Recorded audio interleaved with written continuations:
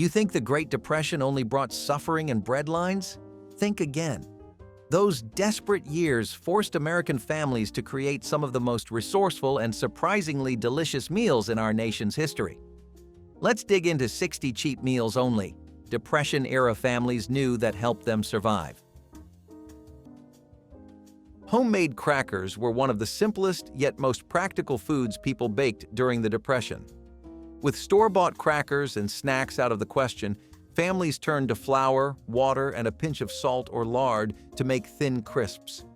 Rolled flat and baked until golden, they provided crunch and variety in a diet that was otherwise dominated by soft, starchy foods. Often, children would snack on them plain, while adults used them to stretch soups, broths, and thin stews. They could be topped with whatever was on hand, from drippings to a smear of carrot marmalade, but even alone they were satisfying in their simplicity. Families appreciated how they required little fuel and ingredients, and they became a staple for households that could not afford bread every day. Homemade crackers reflected resilience, showing how even the most basic pantry items could be transformed into something useful. They were not glamorous, but they were dependable, which is exactly what people needed most. Long before pancakes became a diner staple, Depression-era families turned to Johnny Cakes, a humble cornmeal-based flatbread, as a trusted source of inexpensive nourishment. Originally introduced by early American settlers, Johnny Cakes saw a resurgence during the Depression, becoming popular again due to their affordability and accessibility. Made from little more than cornmeal, salt, and water or milk, this simple batter transformed into golden, crispy patties that creatively replaced costly ingredients like wheat flour or eggs. Resourceful home cooks often pan-fried Johnny Cakes in leftover bacon grease or saved drippings from other meals, cleverly reducing waste and maximizing resources. Families got creative, too. Some would sweeten these cakes slightly with molasses or honey, while others spiced them up with savory leftovers, stretching a modest meal into something memorable. Food historians share an amusing anecdote. Because cornmeal was abundant and dirt cheap, some folks humorously called Johnny Cakes the poor man's pancake, a nickname many wore proudly, turning frugality into a source of culinary pride. Back in the Depression, tossing apple peels in the trash was practically unthinkable. Those scraps were culinary gold for resourceful cooks, who transformed them into apple peel jelly, a clever, sweet treat that stretched household budgets further than a politician's promises. Homemakers combined leftover peels, cores, and even bruised apple bits with water, boiling them into a flavorful liquid before adding sugar and simmering the mixture until it thickened naturally, often without expensive store-bought pectin. Ingeniously, cooks sometimes enhanced this homemade jelly with lemon juice or vinegar as affordable substitutes to mimic pricey commercial preservatives, ensuring it remained fresh and bright-tasting. Apple peels contain natural pectin. Who knew leftovers had built-in magic? So the jelly set beautifully without extra costs. Historically significant beyond simple economy, preserving fruits through homemade jellies allowed families to enjoy essential vitamins and sweetness long after harvest seasons ended. During Depression-era potlucks, bringing jars of this delicate rosy-hued jelly symbolized not poverty, but creativity and pride, turning frugal kitchens into tiny workshops of culinary art. Families enduring the hardships of the Great Depression found sweet relief in a humble, comforting dessert they lovingly called Apple Brown Betty, a delicious testament to creativity born from necessity.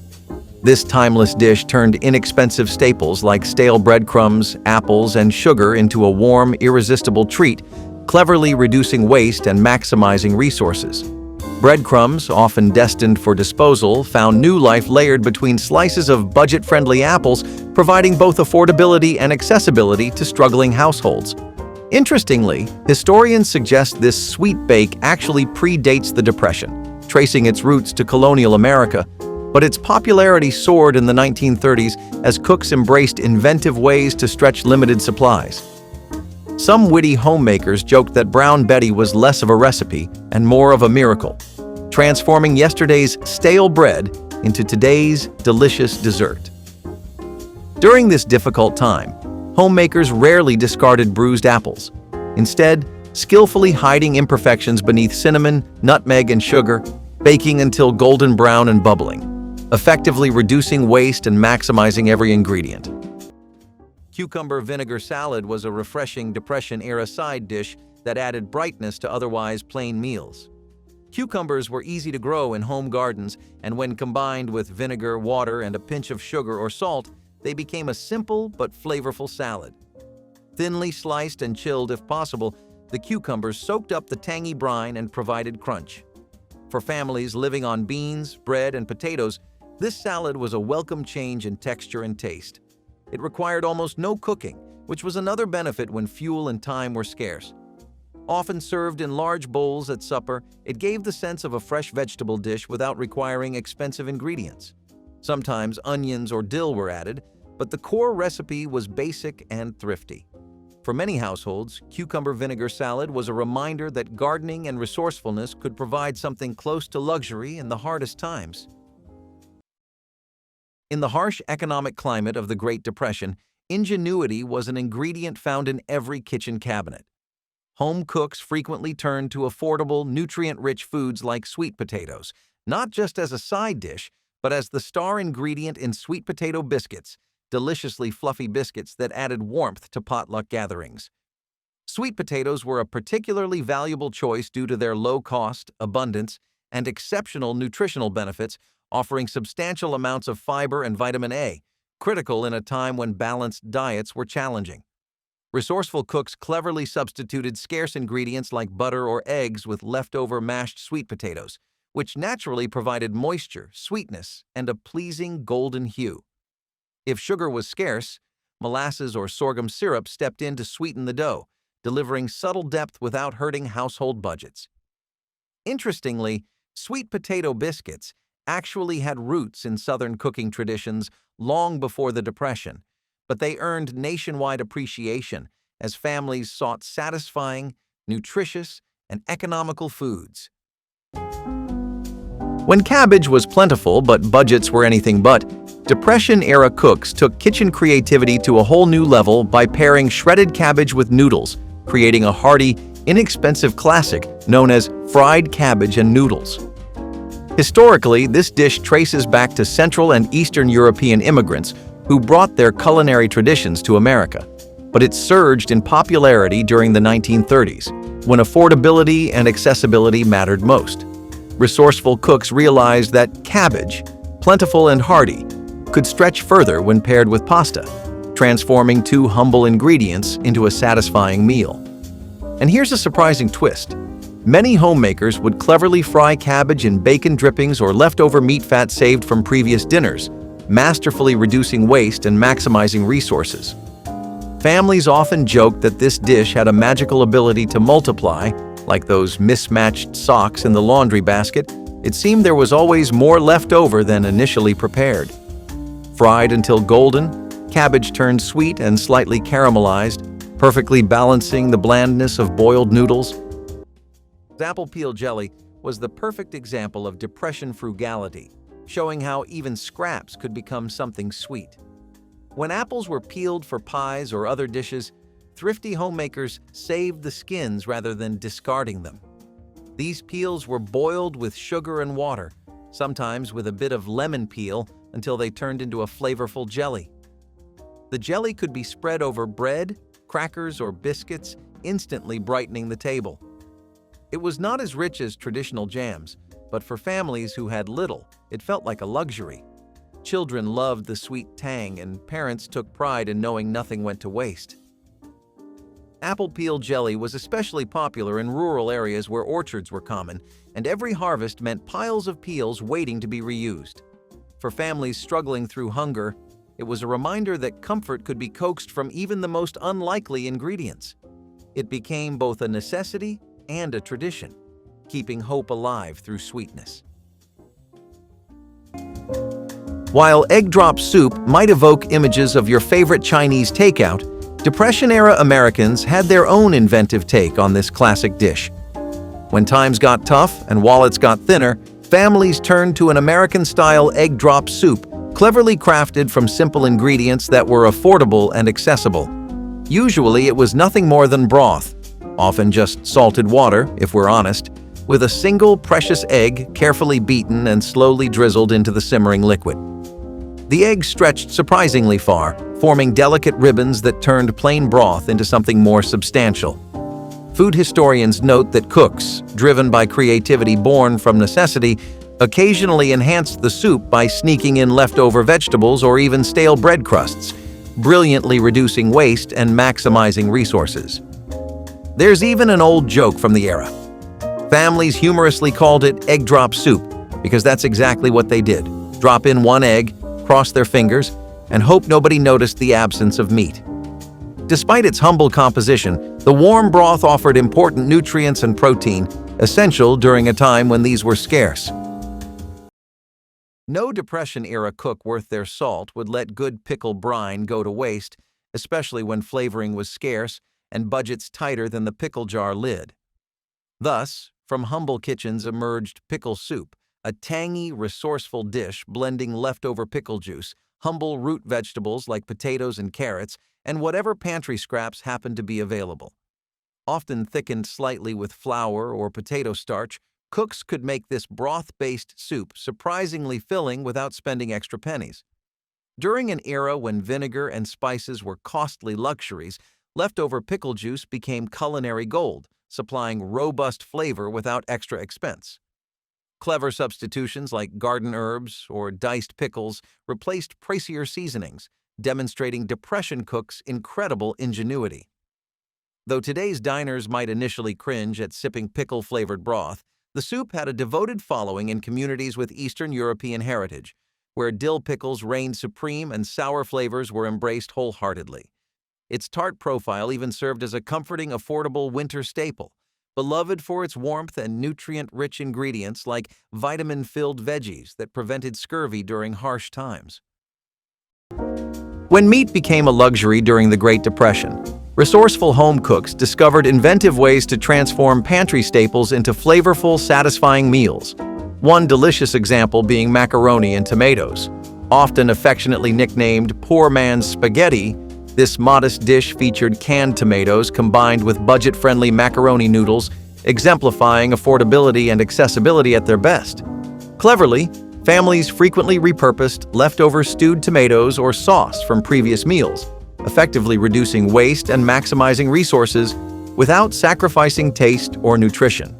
An interesting historical tidbit: macaroni was among the first affordable processed foods readily available nationwide, making this pairing an accessible solution for struggling households.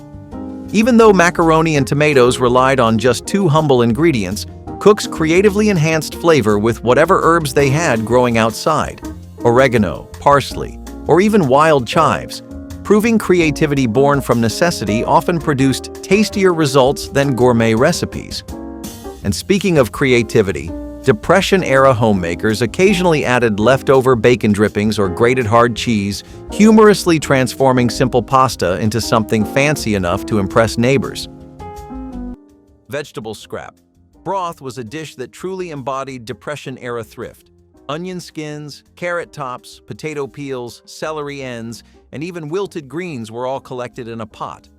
Boiled with water and sometimes flavored with a pinch of salt or herbs, these scraps produced a thin but flavorful broth. Families drank it plain or used it as a base for dumplings, bread, or rice. Though light, it delivered warmth and the illusion of variety when true variety was scarce.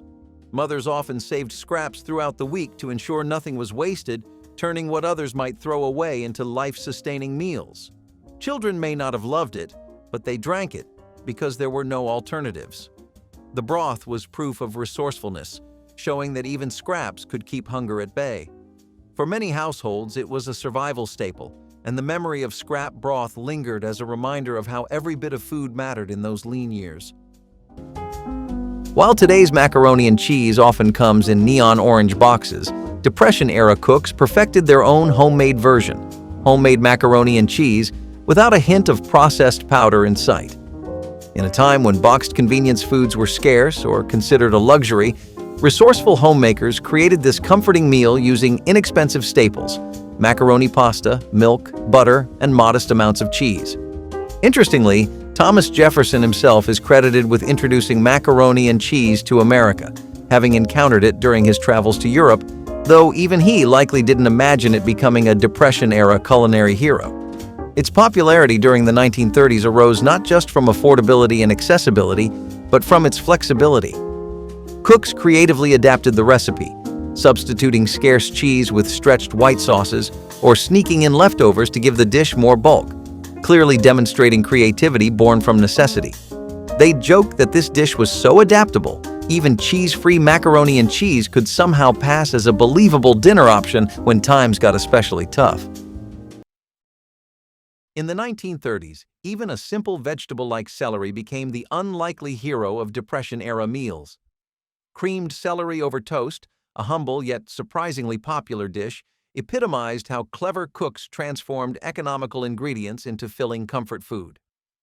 Celery, inexpensive and versatile, was gently simmered in a basic white sauce, usually crafted from pantry staples like flour, milk, or even broth when dairy was scarce. Creative homemakers sometimes stretched this sauce further with leftover bacon grease or diluted evaporated milk, showcasing remarkable ingenuity when luxury ingredients were distant memories. Poured generously over toasted stale bread, a strategic use of otherwise wasted leftovers, this creamy concoction ensured families stayed full, even if wallets remained empty. Interestingly, celery wasn't merely affordable. It provided valuable vitamins and dietary fiber, critical when balanced nutrition seemed like an impossible goal. Although today celery rarely stars in main dishes, Depression-era potluck tables proudly featured it front and center, proving even the humblest veggies could achieve culinary fame. When fresh meat vanished from dinner tables during the Great Depression, clever home cooks across America transformed simple staples into meals that were both satisfying and surprisingly sophisticated. One dish that embodied this culinary ingenuity was spaghetti with butter and garlic, a modest yet flavorful creation championed for its affordability and accessibility. Pasta was cheap, garlic bulbs grew easily in backyard gardens, and butter was often the only indulgence that squeezed through tight household budgets, making this meal the perfect ally during financial hardship. But here's a little-known historical gem. Many immigrant families introduced this garlic-infused comfort using recipes carried from European homelands and creatively adapted due to economic necessity. Leftover spaghetti was often intentionally cooked in larger batches to reuse the next day, thereby cleverly reducing waste and maximizing resources. Housewives humorously called it the gourmet dish without the gourmet budget, noting that despite its humble ingredients, it carried an air of Mediterranean flair. Rice croquettes were a depression trick for turning yesterday's leftovers into something new and appetizing. When rice was cooked in large batches, families often had more than they could finish, and waste was simply not an option. Leftover rice was mashed together with a bit of flour or egg when available, then shaped into small balls and fried in a skillet with fat or drippings. The result was a golden, crispy outside and a soft, chewy inside that children especially loved. Adults appreciated how croquettes added texture and flavor to meals that were otherwise bland. They could be served with gravy, broth, or just eaten plain, offering flexibility depending on what was on hand. In some households, croquettes became the centerpiece of dinner when no meat was available. They proved that resourcefulness in the kitchen could transform scraps into something enjoyable. Families remembered rice croquettes not just as a thrifty dish, but as a rare moment when leftovers felt special instead of repetitive. They were simple, but in hard times, simplicity was often the best comfort of all. In an era when your grocery list often looked more like a wish list, home cooks discovered clever ways to elevate pantry staples into potluck stars. One such creation was the hominy and tomato bake, an ingenious casserole that turned humble canned hominy into an inviting, family-friendly dish. Hominy, essentially corn kernels soaked in an alkali solution, had long been an inexpensive source of nourishment. Paired with canned tomatoes, it provided vital nutrition while remaining affordable. Thrifty cooks layered these ingredients generously with seasoned breadcrumbs, a smart trick to stretch portions, providing texture and bulk without straining the budget. To replace the pricier cheese, homemakers often enhance this casserole's flavor using homegrown herbs or leftover bacon drippings, showcasing a Depression-era knack for turning scarcity into flavor. Interestingly, hominy wasn't just affordable. It was versatile, appearing regularly in soups, stews, and even desserts during tough economic times. Although some modern palates might consider canned hominy a relic, the casserole's rustic charm and cozy, nostalgic flavor kept it popular well beyond the 1930s, appearing in community cookbooks into the mid-century. In the Depression-era kitchen, stretching ingredients became a necessary art form, transforming humble ground beef into a flavorful comfort classic known as hamburger gravy on potatoes. Families embraced this hearty dish because ground beef, though modest, was accessible and affordable, especially when cooked with pantry staples like flour, water, and onions, creating a rich gravy that masked how little meat was actually used. Creativity born from necessity meant that cooks thickened gravy generously, ensuring it filled hungry bellies even when servings were modest.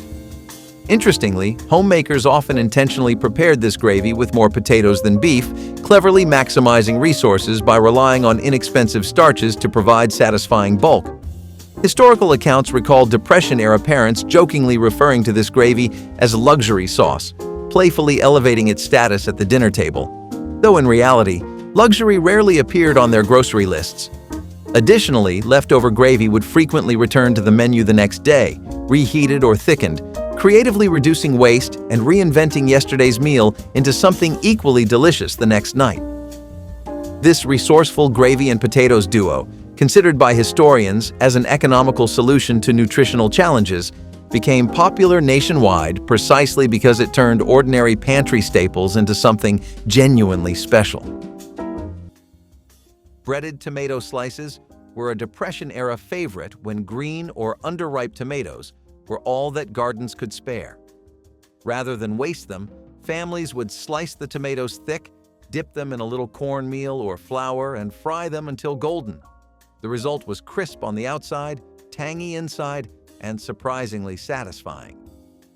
Sometimes salt or pepper was added, but often they were served plain, still managing to feel like a treat in households where luxuries were rare. This dish became especially popular in rural areas where families grew their own produce and needed creative ways to use every part of the harvest. Children enjoyed the crunch, and adults valued how it stretched a small supply of vegetables into something filling. Breaded tomato slices became both a side dish and sometimes even a main meal, depending on how scarce other foods were. They reflected both thrift and resourcefulness, proving that even unripe produce could be transformed into comfort food. With fresh fruits largely beyond budget during the Depression, resourceful cooks turned to backyard staples like rhubarb, tart stalks that magically grew despite economic downturns. Cleverly combining this hardy plant with stale bread, households created stewed rhubarb and bread, a comforting pudding-like dessert that tasted anything but desperate. Bread, often days old, since waste was practically criminal, was torn into pieces and soaked generously with stewed rhubarb, softened into a sweet, tangy syrup. Rhubarb required minimal sugar, and when sweeteners were scarce, frugal homemakers substituted sorghum syrup or molasses, adding depth without extra expense. Interestingly, rhubarb wasn't only cheap, it packed beneficial vitamins, including vitamin C, crucial during a time when diets were lacking variety. This inventive dish blended European bread pudding traditions with practical American thriftiness, showcasing the culinary resourcefulness Depression-era families possessed. Even without eggs, cream, or other fancy ingredients, stewed rhubarb elevated humble stale bread into a potluck-worthy dessert, often drawing appreciative nods from neighbors who'd never imagined leftovers could taste so inviting. Depression-era cooks knew a thing or two about making meals stretch, so it's no surprise that biscuits and gravy rose from humble country kitchens to iconic comfort food status.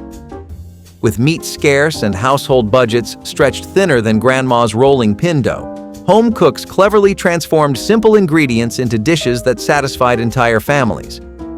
The beauty of biscuits and gravy rested in their remarkable affordability and accessibility. Flour, milk, shortening, and perhaps leftover sausage drippings became the foundation of this hearty meal. In some homes, the gravy contained just a whisper of meat, leading folks to joke that their gravy was vegetarian by accident. Creativity born from necessity truly shined here as cooks thickened gravy with flour and milk, turning meager supplies into something genuinely craveable. To further maximize resources, biscuits were often intentionally baked in excess, allowing stale leftovers to be reheated, crumbled into soups, or repurposed in savory casseroles later that week. Pickled watermelon rinds turned what many would throw away into a sweet, sour preserve that families treasured during the Depression. When fresh fruit was too precious to waste, thrifty homemakers saved the tough white rind of watermelons. These rinds were boiled with sugar, vinegar, and spices until they softened and took on a tangy sweetness. Stored in jars, they became both a condiment and a dessert, brightening up otherwise bland meals. Children loved them for their unexpected flavor, and adults valued how nothing went to waste. Victory gardens often produced watermelons, and in households where money was scarce, even the rinds had value. Pickled watermelon rinds were served alongside beans, bread, or meats when they could be found, making ordinary meals feel more lively. Many families kept recipes for these preserves, passing them down as reminders of how every scrap could be used. The dish was both resourceful and flavorful, embodying the resilience that defined Depression-era cooking. In Depression-era kitchens, leftovers were sacred, and day-old rice was far too precious to toss away. Resourceful cooks repurposed these humble grains into rice croquettes, crispy fried bites that cleverly combined thriftiness with satisfying flavor. Typically prepared by binding leftover cooked rice with breadcrumbs, a beaten egg, or, in leaner times, a flour and water paste, these golden brown croquettes showcased genuine culinary creativity.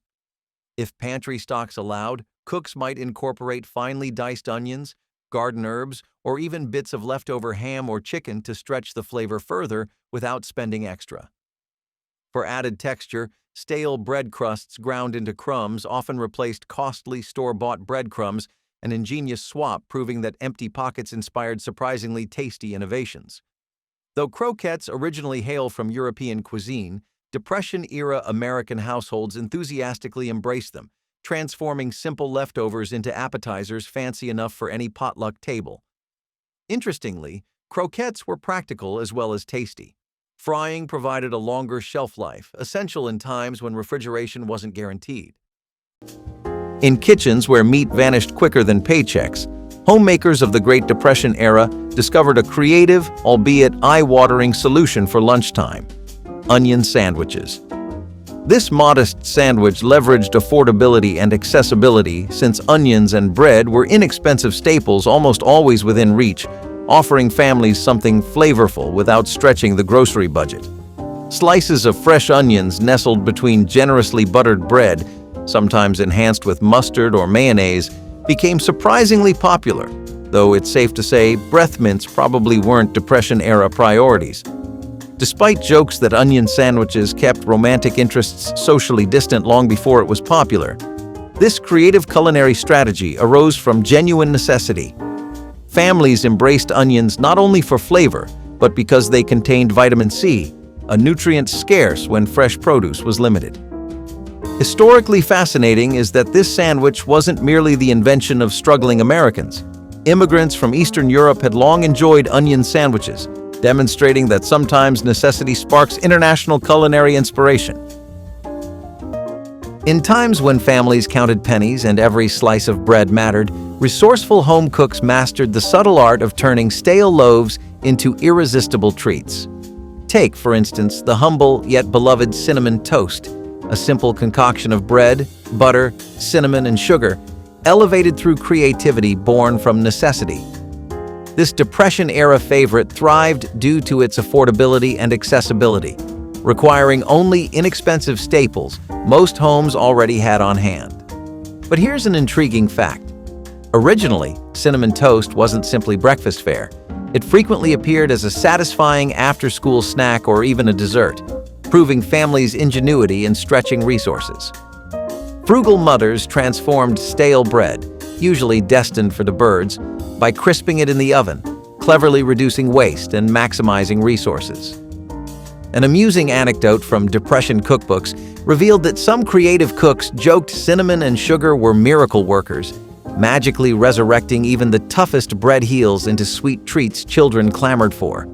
Though cinnamon toast might seem basic by today's gourmet standards, during the 1930s, it represented an affordable luxury, a delicious reprieve from endless soups and stews. Molasses water was one of the simplest Depression-era energy boosters, and it carried a surprising amount of cultural weight. White sugar was often scarce and costly, but molasses was cheaper and packed with minerals like iron, which people desperately needed. Families would stir a spoonful of molasses into a glass of water, creating a sweet, dark drink that was both energizing and inexpensive. Children drank it before heading to school, and workers often relied on it to get through long hours of labor. It tasted strong, sometimes too strong for delicate palates, but its sweetness made it more welcome than plain water. Molasses water was also used as a quick fix when other drinks like milk or coffee were out of reach. For many rural families, it became a symbol of thrift and nourishment, stretching the value of every ingredient. It was not a luxury or even a treat. It was a necessity, one that reminded people of the importance of resourcefulness. In its simplicity, molasses water reflects how people created sustenance out of almost nothing and carried on despite hardship. Baked ham slices with pineapple rings were the simple, budget-conscious way mothers brought a little holiday spirit to an ordinary night. Instead of buying a whole ham, which was far too expensive for many families, they used thin slices that cooked quickly and filled the kitchen with a rich, salty smell. The pineapple rings made everything feel festive, their syrupy sweetness soaking into the ham as it baked. Kids loved how bright and cheerful the dish looked, the glossy fruit sitting right on top like something out of a magazine. Mothers loved how easy it was, just a few ingredients layered on a pan and placed into the oven. When it came out bubbling and golden at the edges, it felt like a celebration even when nothing special was happening. For kids, it tasted like the fancy meals they imagined other families ate, even though theirs was made with thrift and creativity. It was proof that you could turn something inexpensive into something joyful with almost no effort. Spam and eggs were the emergency dinner that never felt like one. Spam was the meat that came in a tiny rectangular can, and once you heard that suction sound as it slid out, you knew what was coming. You sliced it thick or thin, fried it in a pan until it crisped at the edges, and served it alongside scrambled eggs that may or may not have come from a powder. It was salty, greasy, and surprisingly good, if you grew up eating it, that is. Some people looked down on Spam, but when money was tight, Spam was a lifesaver. It had a long shelf life, required no refrigeration, and could be stretched across several meals. It showed up in casseroles, sandwiches, and stews, but next to eggs, it felt like breakfast for dinner, which somehow made everything okay. You would douse it in ketchup or hot sauce, whatever you had, and you would eat it at a small table with mismatched chairs and flickering lights and think, this could be worse, and it often was. Cornflake-crusted fish squares were a playful answer to the challenge of making inexpensive whitefish appealing to the whole family. Thin fillets of cod or haddock were cut into squares, dipped in milk and egg, and coated with crushed cornflakes left over from breakfast. Baking or frying turned the cereal coating into a crisp, golden crust that sealed in moisture and added a gentle sweetness. This recipe allowed households to use affordable frozen fish while giving it a texture reminiscent of more expensive fried seafood. Children found the crunchy coating irresistible, and parents enjoyed how quickly the dish came together on busy weeknights. The cornflakes acted as an economical substitute for breadcrumbs and made use of pantry items that might otherwise go stale. Served with a squeeze of lemon or a side of tartar sauce, these fish squares brought a fun and frugal twist to the dinner table, showing the inventive spirit of 1960s cooking where nothing in the kitchen ever went to waste. Pancake batter corn dogs were the carnival you made when you couldn't afford the fare. You'd mix up a bowl of pancake batter, slice hot dogs into chunks, and spear them with whatever you could find: forks, chopsticks, or even straws. Then came the best part: dipping each one into the batter and dropping it into hot oil until the outside puffed up and turned golden. The smell alone could make the whole block jealous. Sweet, Crispy and greasy in all the right ways, they were chaos turned delicious. Families made them on Friday nights when they wanted to give the kids something fun without spending anything extra. Sometimes they dipped them in syrup, sometimes in ketchup, sometimes both. There were no rules. You could fry 10 of them for the cost of one real corn dog, and everyone got seconds. They were crunchy on the edges, soft in the middle, and gone in minutes. Pancake batter corn dogs were a reminder that joy didn't need money. It just needed a little imagination and a lot of hot oil. In a world that felt hard, these golden bites brought a little laughter back to the table. Hot dogs and baked beans were the dinner of choice when you had 5 mouths and $1. This was not about taste. This was about calories. You dumped a can of beans into a pot, sliced up some hot dogs, and let the whole thing simmer until it bubbled like lava in a cartoon. The beans were sweet, sticky, and filled with brown sugar or molasses, depending on the brand or the sale. The hot dogs were sometimes boiled first, but usually not. They were cut into coins and stirred in like meat confetti. You served it with white bread, not because it matched, but because it was there. No plates necessary, just bowls and spoons and the quiet acceptance that this was dinner, again. For some kids, this meal was a treat. For others, it was a warning sign. You knew what kind of week it was by how often it showed up. Still, it filled you up, and that mattered. The salt hit your tongue and stayed there. Even now, you probably remember that smell. Sweet, smoky beans and sizzling hot dogs coming from a chipped pot on a rusty stove. In a time when grocery store shelves were emptier than politicians' promises, Depression-era families turned to their own backyards for survival, harvesting wild greens often overlooked today. One ingenious example was dandelion green fritters, a crispy, fried dish crafted from abundant and nutritious weeds that popped up freely, much to homeowners' annoyance, but cooks' delight. Surprisingly nutritious, dandelion greens are rich in vitamins A and K, providing crucial dietary benefits when fresh vegetables were luxuries. Resourceful cooks mixed these tangy wild greens into a simple batter made from flour, water, and sometimes a splash of milk or bacon grease, whatever pantry staples they could spare, then fried spoonfuls to golden perfection, transforming bitter weeds into delectable comfort food. Ingeniously, these fritters provided an economical alternative to expensive vegetables, showcasing Depression-era creativity by literally turning backyard nuisances into dinner-table delicacies.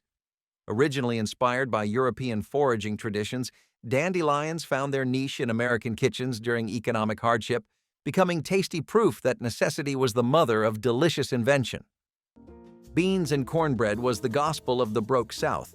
Pinto beans soaked overnight, slow-cooked all day, and served steaming hot with a thick slice of cornbread. This was not just dinner. This was survival seasoned with tradition. The beans were soft and earthy, flavored with salt, onions, or maybe a ham hock if someone blessed you. The cornbread was crumbly and golden, sometimes sweet, sometimes not, depending on what part of the country raised you. It was not just a recipe, it was a ritual passed down from someone who learned to stretch a dime into dignity.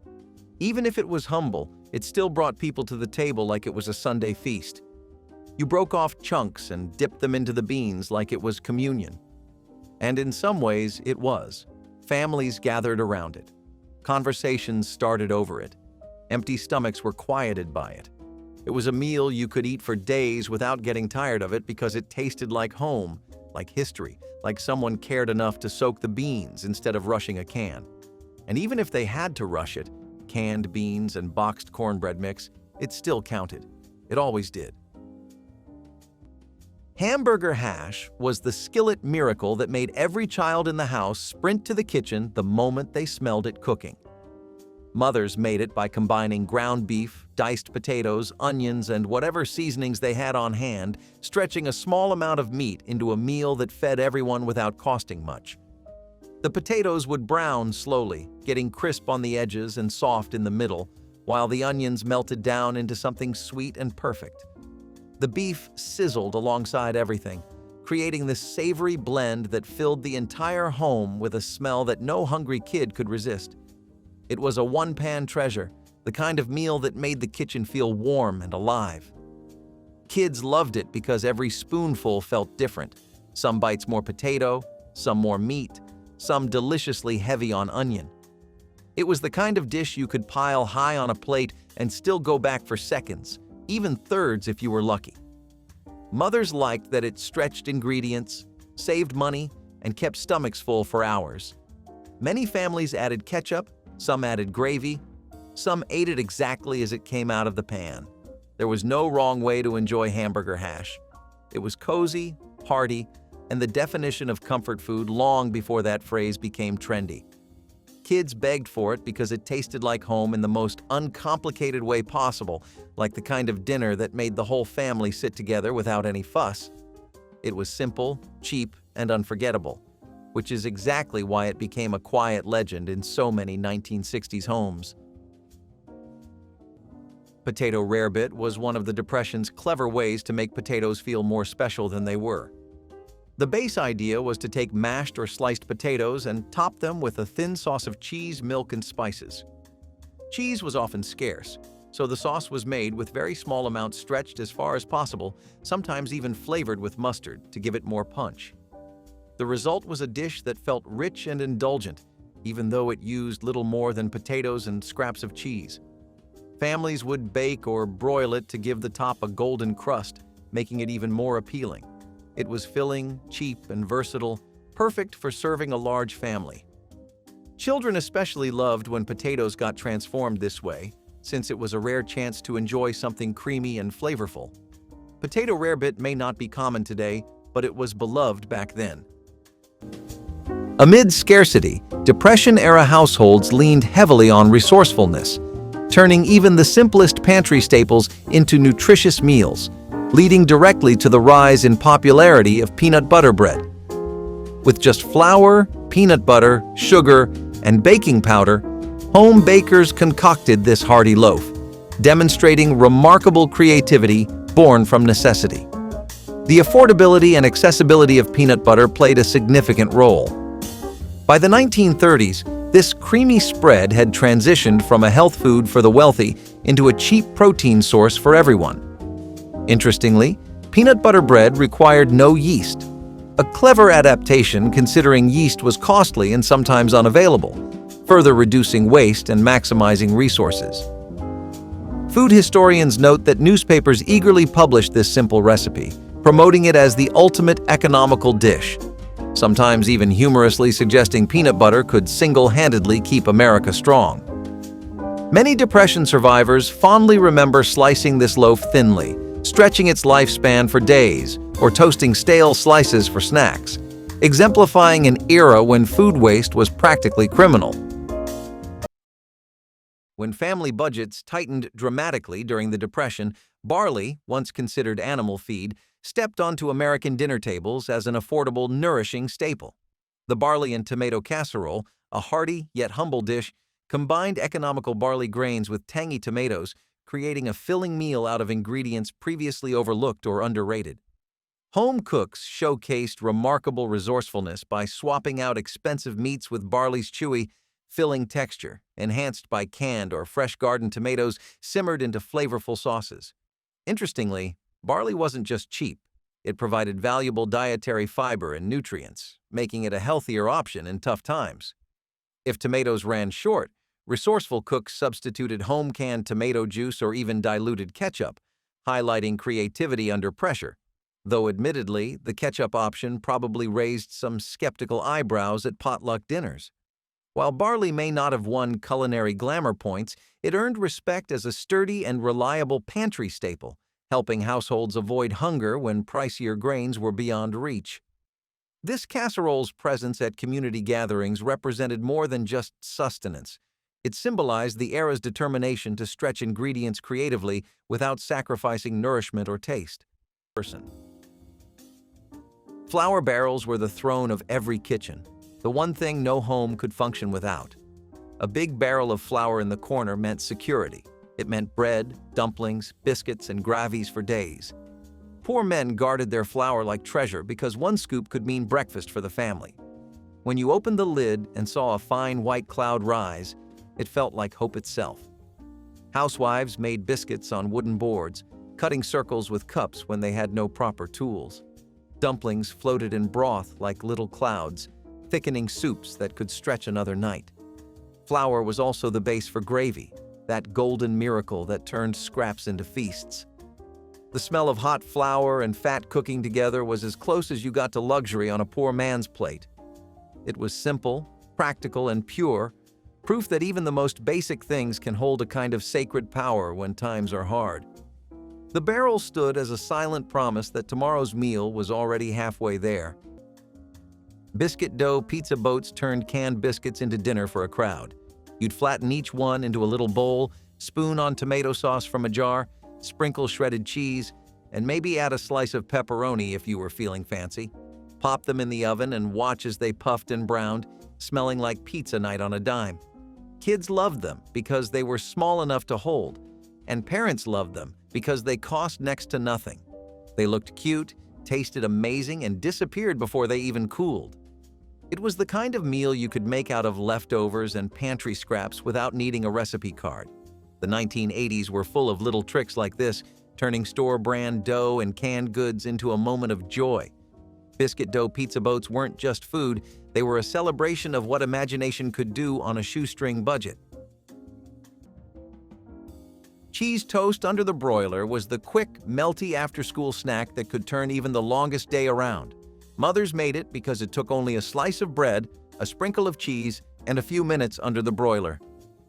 As soon as the cheese bubbled and browned, the whole house smelled warm and comforting.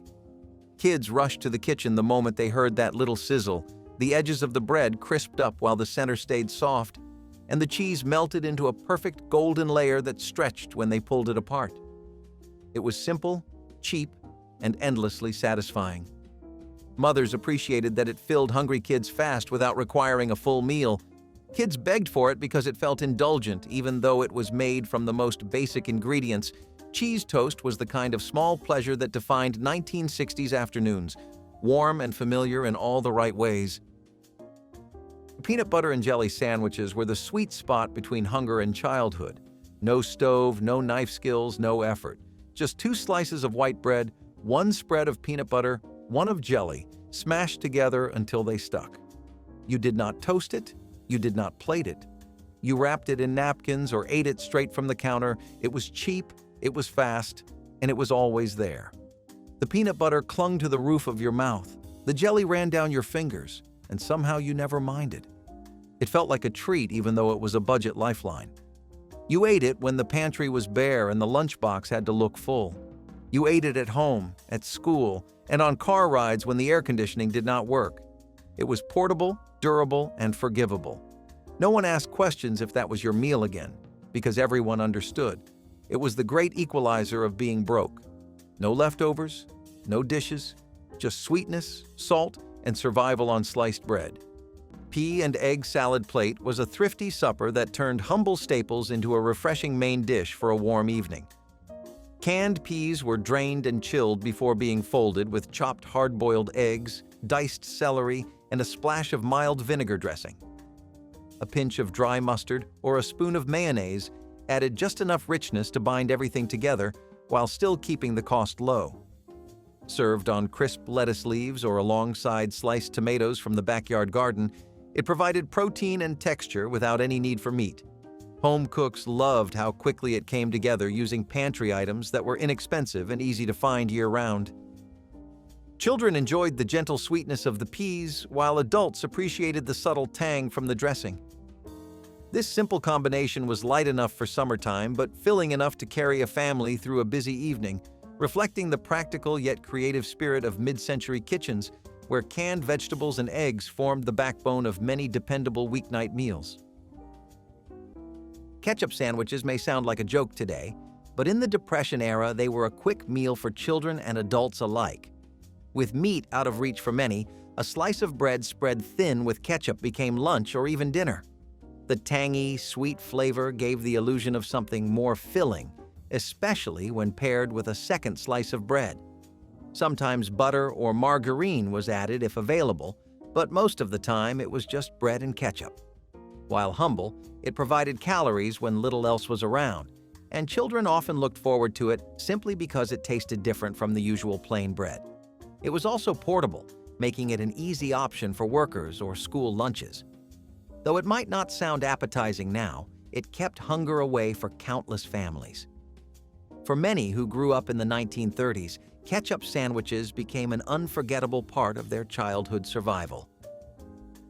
Amid the widespread struggles of the Great Depression, families turned kitchen staples into culinary innovation, and a standout was a surprisingly sweet yet humble dish known simply as butter and sugar noodles. Pasta, butter, sugar, three affordable ingredients commonly stashed in Depression-era pantries, came together to transform mundane noodles into something unexpectedly comforting and satisfying.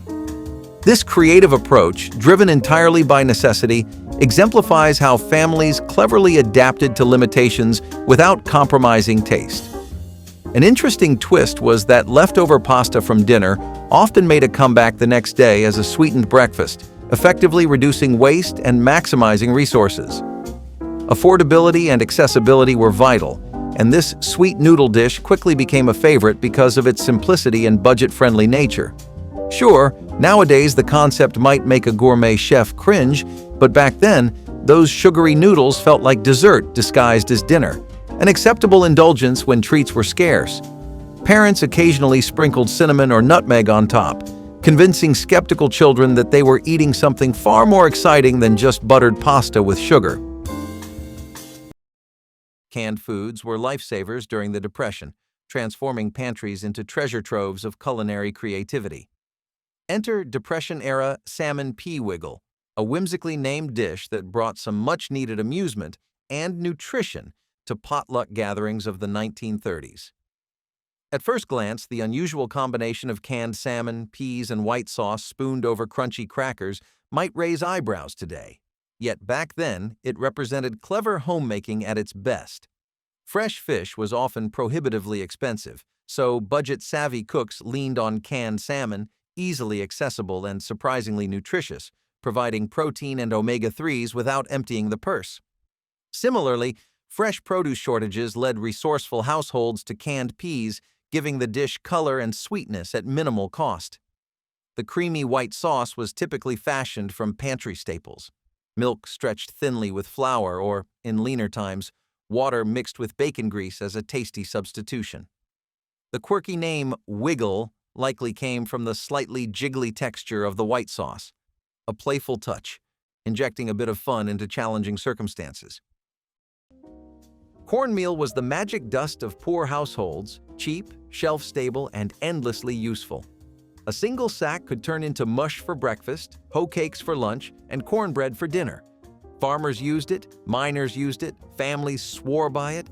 Cornmeal was filling, nutritious, and worked with just about any leftover you had lying around.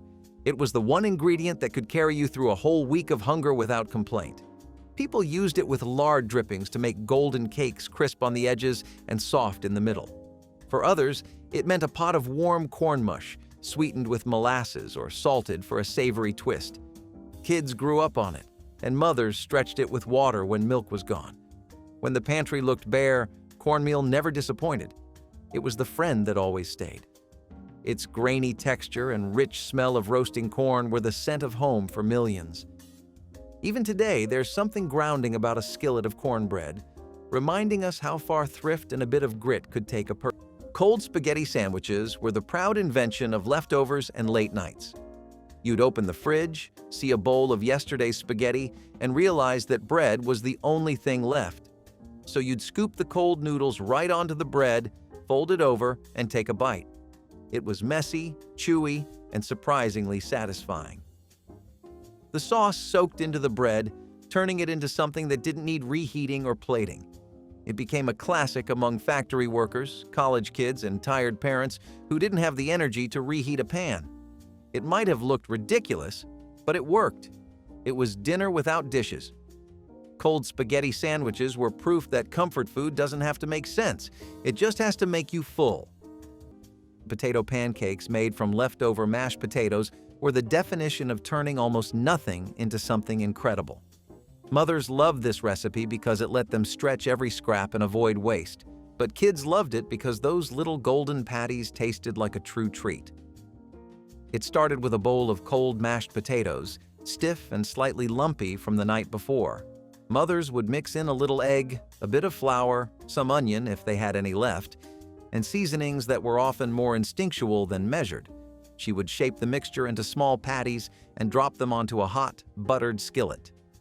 The sound alone was enough to pull kids away from whatever they were doing. The edges browned first, creating that crispy ring that every child looked for before taking a bite.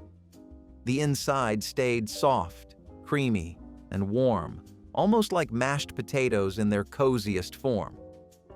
The contrast between the crisp exterior and the tender interior made every bite exciting. Some kids dipped them in ketchup, others ate them plain, but everyone agreed they were one of the best things to ever come out of a leftover bowl. Mothers appreciated that it cost nothing extra, but still felt like a real meal. Kids begged for them because they tasted like comfort made fresh again, like getting something new out of something old. They were the kind of food that made you forget you were eating leftovers because they were even better the second time around. Potato pancakes were a thrifty triumph, a childhood favorite, and a reminder that sometimes the best meals are the ones born out of necessity and a little creativity. Canned ravioli was the Italian dinner that came in a can and never asked for praise. You popped open the metal lid, poured the heavy red sauce into a pot or a bowl, and microwaved it until it bubbled around the edges.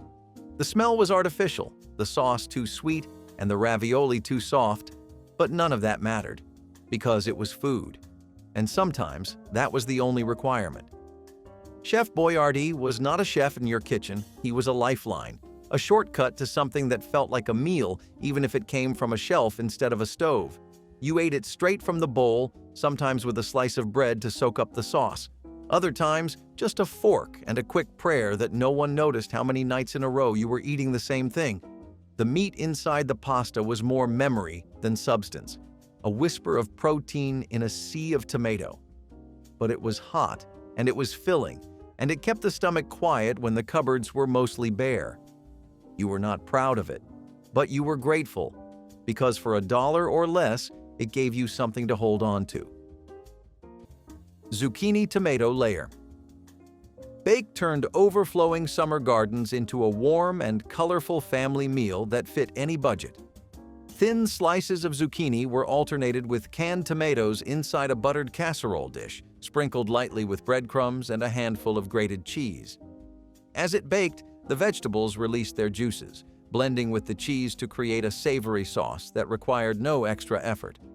This dish became a staple during peak harvest months, when zucchini was plentiful and nearly free from backyard gardens or neighborhood swaps. Home cooks appreciated how easily it adapted to what they had on hand, allowing the addition of fresh herbs or a scattering of leftover rice to make it more filling. Served hot with crusty bread, it offered a complete vegetarian supper that satisfied even the most dedicated meat eaters. The simple preparation, bright flavors, and low cost made it a dependable recipe that graced countless 1960s dinner tables, celebrating the abundance of late summer produce while keeping grocery bills comfortably low for hardworking families. Boiled turnip tops were a staple born of necessity, proving that even the green leaves most people might throw away could keep families alive. Turnips were affordable, hardy vegetables that grew well in poor soil, and when their roots were harvested, the greens were never wasted. Women would wash and boil the tops in a simple pot of water, sometimes seasoning only with a pinch of salt if they had it. The greens cooked down into a soft, bitter but nutritious dish that helped fill stomachs when nothing else was available. Occasionally, if there was bacon fat or lard to spare, the leaves would be flavored more richly, but most of the time it was plain boiled greens. Children often disliked the taste, but parents insisted, knowing the vitamins were essential in years when fresh vegetables were rare. For many rural households, boiled turnip tops became a daily food, reminding them of how survival depended on using every single part of the harvest. At a time when expensive ingredients rarely made it past grocery lists, Depression-era cooks took humble foods and transformed them into flavorful comforts. One classic that emerged from these kitchen experiments was the egg sandwich with mayonnaise. a dish so simple yet so satisfying it became a household staple. Eggs offered affordable protein for struggling families, while mayonnaise, commercially mass-produced since the 1920s, was surprisingly accessible even on modest budgets. Interestingly, mayonnaise itself soared in popularity during the Depression because its creamy texture and tanginess helped mask the blandness of otherwise sparse meals. This sandwich demonstrated creativity born from necessity, as many families stretched 1 or 2 eggs across several sandwiches by mixing them generously with mayo, thus cleverly reducing waste and maximizing resources. Homemakers would joke that mayo held Depression cooking together better than glue, and honestly, given the circumstances, they might have been right. Beyond thriftiness, eggs became popular due to their versatility. Leftovers from breakfast could easily reappear for lunch, tucked between slices of bread, often toasted to disguise staleness. Biscuits have long been staples at American dinner tables, but during the Great Depression, traditional wheat flour biscuits became luxuries families could rarely afford. Ingeniously, home cooks turned to cornmeal, cheap, filling, and abundantly available, to bake cornmeal biscuits with syrup, a comforting alternative that kept everyone satisfied. Cornmeal, originally a Native American staple, gained renewed popularity in the Depression, not only because it was economical, but also due to its nutritional value, providing essential fiber and vitamins at a fraction of the cost. With sugar scarce and expensive, resourceful cooks substituted molasses or homemade syrups to sweeten these biscuits, imparting a delightful caramelized flavor that elevated a simple meal into something special. Bakers cleverly blended modest amounts of wheat flour with cornmeal to keep texture tender without breaking tight budgets. Surprisingly, syrup-sweetened cornmeal biscuits became not only a side dish but also an occasional dessert, proving that versatility was indeed a Depression-era virtue. Spoonfuls. Dried saltfish was a poor man's meat, cheap, salty, and ready to last through any storm. Before refrigeration, this was how families near the coasts stayed fed all winter. Fishermen would pack the catch in layers of salt until the flesh turned firm and dry, locking in the flavor. Once you had it, all you needed was water and patience to bring it back to life. Rehydrated, fried, or stewed, it carried the taste of the sea and the grit of survival. Poor households found ways to stretch even a small piece into a full pot of chowder or beans. The smell might have been strong, but so was the satisfaction. Salt fish connected entire communities, from the docks of New England to the rural South, where people learned to turn scarcity into tradition. It was proof that with enough salt, skill, and determination, nothing had to go to waste. Powdered milk chocolate pudding was the sweet ending that made every tight grocery week feel worth it. You'd mix dry milk with cocoa powder, sugar, cornstarch, and a little water, whisking fast until it came together into a glossy brown dream. It simmered slow on the stove, thickening just enough to coat the spoon. Once it cooled, it went into reused butter tubs or chipped mugs, then straight into the icebox until firm. The first spoonful was pure bliss, smooth, sweet, and just chocolatey enough to make you forget how simple it was. Kids licked the pot clean, laughing at the sticky whisk marks on their fingers. Nobody cared that it wasn't real milk. What mattered was that it felt indulgent. Sometimes you'd top it with whipped cream from a can or a sprinkle of sugar if you wanted to be fancy. It was cheap, it was easy, and it made even the hardest weeks taste soft around the edges. Powdered milk chocolate pudding was proof that sweetness didn't come from money. It came from patience, persistence, and love stirred over a warm stove. Oven-baked drumsticks were the budget-friendly superstar of the 1960s dinner table, turning ordinary nights into something that felt special. Drumsticks were the cheapest chicken cut, stretching into enough portions for the whole family without costing much. Mothers seasoned them with whatever was available and let the oven do the work as the skin crisped and the meat stayed juicy. The rich, savory smell drifted through the house, calling kids into the kitchen long before dinner was ready. Kids loved eating them with their hands, feeling like the whole drumstick belonged just to them. Mothers loved how easy and foolproof the recipe was. When the tray came out, golden and tempting, kids devoured them with excitement. Simple but joyful, oven-baked drumsticks proved that the best meals did not need to be fancy to feel like a feast. Potato soup was the warmth you clung to when the cold came early and the paycheck came late. You peeled potatoes with dull knives, boiled them in water, and added onions if you had them. The broth was made from milk, or sometimes just more water and hope. It was not fancy. It was not thick. But it was hot and filling and honest. Some families added cheese or bacon bits if they had a little extra. Most just salted it until it tasted like something. You ate it slowly, holding the bowl in your hands like it might warm more than just your fingers. Leftovers were poured into jars and reheated for the next night. It was the kind of soup that stretched itself to meet your needs. It never judged you for having nothing else. And in that way, it did more than feed you. It forgave you.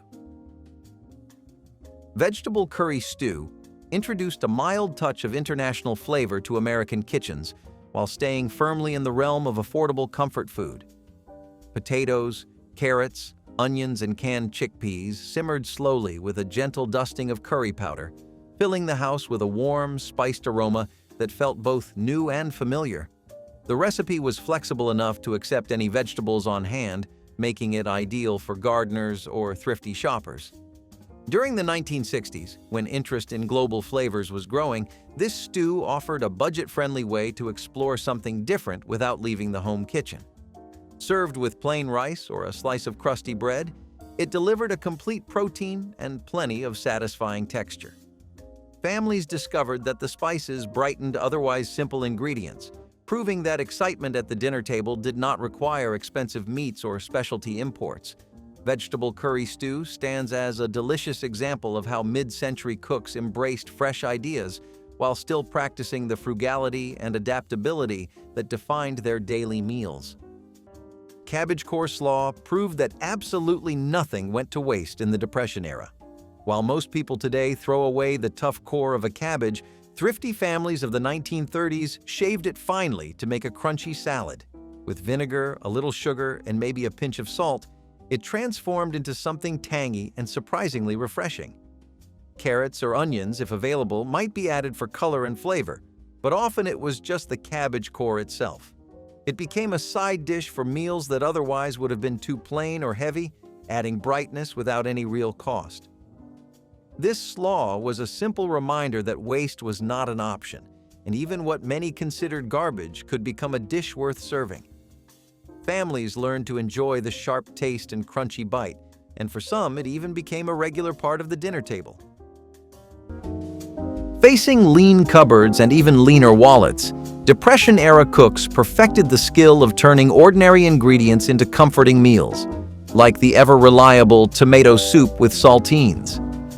More than just canned tomatoes and crackers, this simple dish captured a culinary snapshot of the era, reflecting affordability and accessibility at their finest.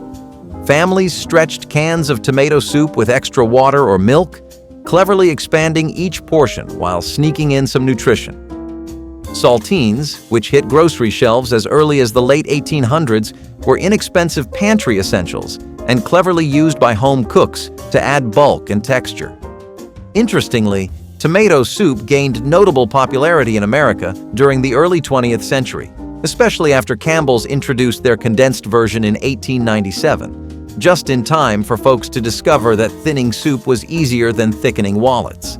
Reducing waste and maximizing resources was key, with homemakers crumbling stale saltines into soups to prevent waste, often jokingly calling it croutons for the budget-conscious. Some inventive cooks even combined leftover vegetables or milk into the tomato base, demonstrating creativity born purely from necessity. Families in the Depression had a love-hate relationship with beans. They might have groaned at their constant appearance, but couldn't deny the beans' wallet-friendly virtues. Out of necessity, home cooks creatively reimagined this humble legume, crafting hearty dishes like the bean loaf with tomato sauce, a meatloaf look-alike minus the meat. Instead of pricey ground beef, mashed beans took center stage, mixed cleverly with breadcrumbs, onions, and seasonings to mimic texture and flavor. Tomato sauce, generously spooned over top, was often homemade from canned tomatoes, stretching ingredients even further and adding essential moisture and richness. Interestingly, dried beans were so affordable and nutrient-rich that Depression-era government agencies promoted them heavily, distributing free recipe books highlighting dishes like bean loaves to help struggling families. Clever substitutions were key. Eggs, used to bind traditional loaves, were replaced by soaked breadcrumbs or oatmeal, a clever trick still useful today. Although bean loaf might not inspire enthusiastic applause at contemporary potlucks in the 1930s, it symbolized ingenuity and resilience, proving beans could become delicious comfort food, even if reluctantly embraced. Instant oatmeal muffins were breakfast alchemy at its absolute finest, a miracle born out of leftovers and imagination. You'd empty a few packets of flavored oatmeal, apple cinnamon, maple, or whatever was left, into a mixing bowl, crack in an egg, add a splash of milk, and stir until it looked close enough to real batter. The texture wasn't perfect, but that didn't matter. You'd pour it into greased muffin tins and bake it just long enough for the kitchen to fill with the smell of brown sugar and comfort. Moms picked up the trick from neighbors, TV ads, or recipe clippings taped to the fridge. 2 oatmeal packets could somehow stretch into 6 muffins, and that was magic in itself. They came out soft, warm, and sweet, just right for little hands on their way to school. Raisins made them feel fancy, chocolate chips made them feel like dessert, and even plain they hit every craving. Instant oatmeal muffins weren't about showing off, they were about showing love with whatever you had. They were the kind of breakfast that didn't look like struggle, it looked like care. For families trying to stretch the grocery bill one more week, that was everything. Cornbread and honey was one of those simple comforts that made every 1960s kid feel like they were getting away with something sweet before dinner. Mothers made cornbread from the cheapest ingredients you could find in any pantry: a little flour, a little cornmeal, a little milk, and maybe an egg if the week had been kind. The batter came together quickly, but the moment it hit the oven, the whole house transformed. That warm, buttery smell drifted through every room, telling kids exactly what was coming without a single word being spoken. When the cornbread came out, golden and steaming, it felt like a gift. Mothers sliced it into thick squares, the kind that crumbled just a little at the edges, and handed it out while it was still warm enough to melt anything that touched it. Then came the honey drizzled or poured, depending on how generous she felt that day. The honey seeped into all the little cracks, turning a humble piece of bread into something rich and sticky and perfect. Kids loved how the sweetness balanced the savory corn flavor, creating a dessert that was not technically a dessert but felt exactly like one. It was cheap, filling, and made from ingredients almost every family always had on hand. Mothers relied on it because it stretched tight grocery budgets without ever feeling like a compromise. Kids begged for it because it tasted like warmth, like comfort, like the kind of simple sweetness that sticks in your memory long after you grow up and realize how much your mother made out of so little cornbread and honey was proof that dessert did not have to be fancy to be unforgettable. Television dinners were what happened when the future met the food budget. Frozen meals in foil trays, stacked in the freezer like little time capsules of convenience. Salisbury steak, mashed potatoes, peas or corn, a square of apple cobbler that always burned your tongue. You pulled it from the box, popped it in the oven, and waited. No prep, no planning. Just peel back the foil and pretend you were eating like everyone else. These dinners were born in the 1950s, but they stuck around because they made sense.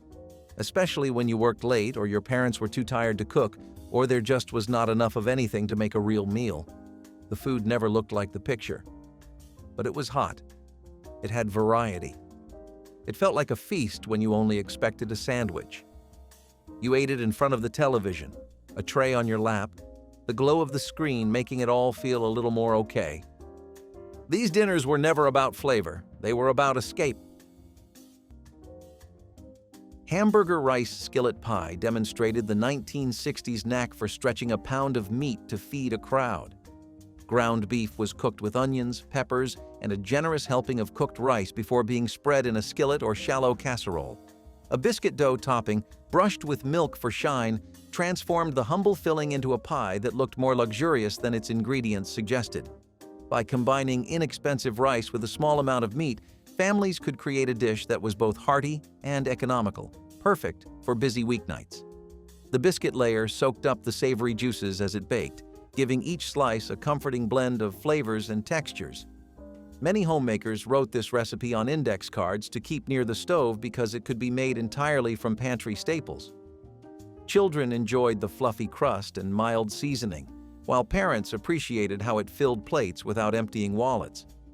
This skillet pie remained a dependable favorite for decades because it embodied practicality without sacrificing taste or warmth at the dinner table.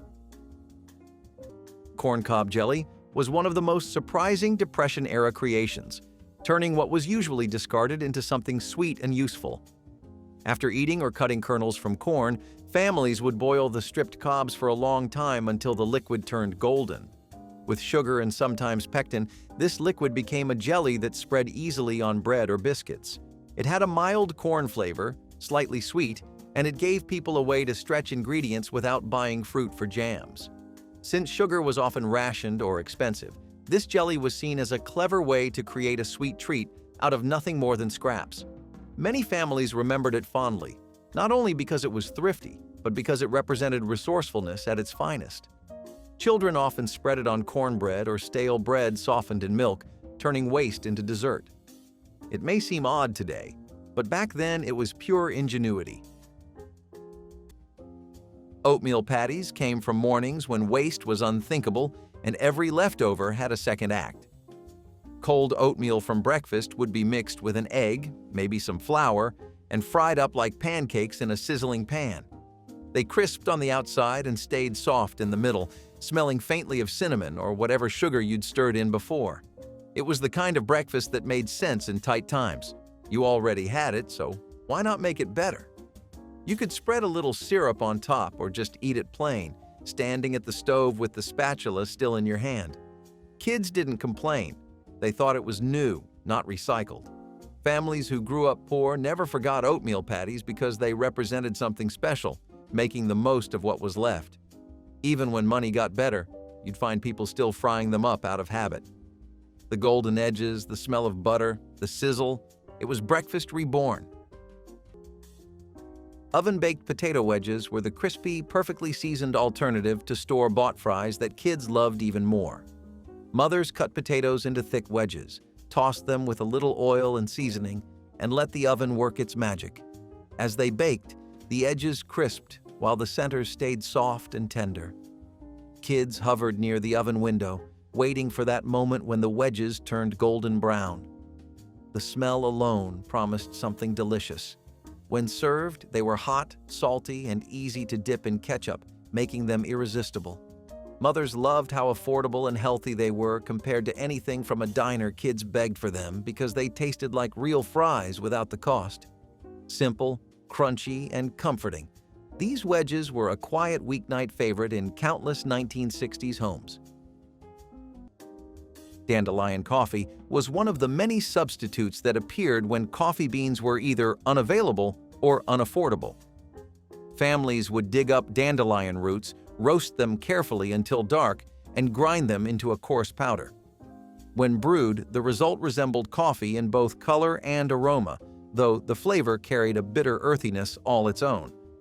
For those accustomed to real coffee, it was not quite the same, but it became a daily ritual that provided both warmth and comfort in lean times. Children and adults alike drank it, often with a little sugar or milk if available to soften the bitterness. Because dandelions were free and abundant, the drink spread widely in both rural and urban areas. It symbolized the Depression's spirit of using whatever nature offered, even weeds, to replace expensive imports. For many families, dandelion coffee was not just a beverage, but a reminder that comfort could still be found in the simplest, most overlooked places. During the Depression, cabbage was more than just an economical vegetable. It became a culinary hero, often starring in resourceful dishes inspired by immigrant traditions. One standout was stuffed cabbage rolls with rice, where humble cabbage leaves transformed into edible parcels generously filled with seasoned rice. Back then, meat was as rare as a smile from the local banker, so creative cooks cleverly substituted inexpensive grains like rice, sometimes stretching them further with breadcrumbs or finely chopped vegetables to boost flavor and texture without increasing cost.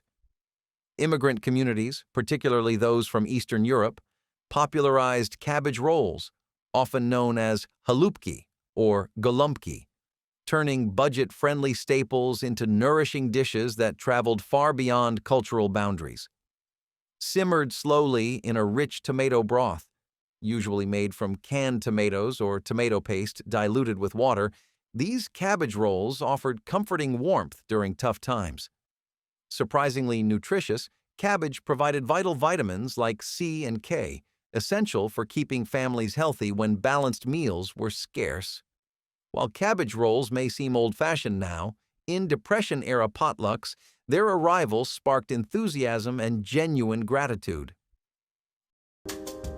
In Depression-era kitchens, stale bread was never destined for the trash bin, not when a resourceful cook could conjure up something deliciously practical. Instead, savvy homemakers soaked stale bread in milk, tossed in a handful of raisins, sprinkled in sugar and spice, and transformed scarcity into the timeless comfort known as bread pudding with raisins. Born from frugality and ingenuity, this comforting classic soared in popularity during the 1930s precisely because it prioritized affordability and accessibility.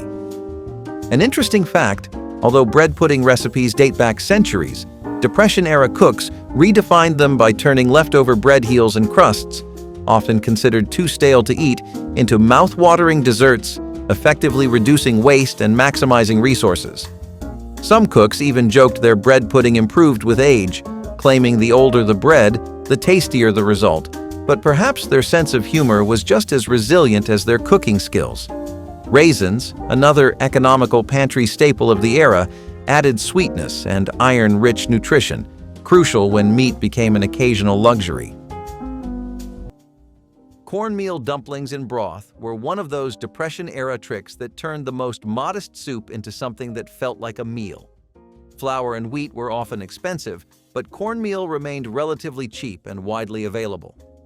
Families would mix cornmeal with water and a little salt to form a simple dough, shaping it into small balls and dropping them into a pot of thin broth. The broth itself could be made from vegetable scraps, meat bones, or even just salted water. But once the dumplings simmered and swelled, the dish felt hearty. Mothers often relied on this trick to stretch a single pot into enough servings for large families. Children loved the dumplings because they had a soft, chewy texture, almost like a treat floating in their soup.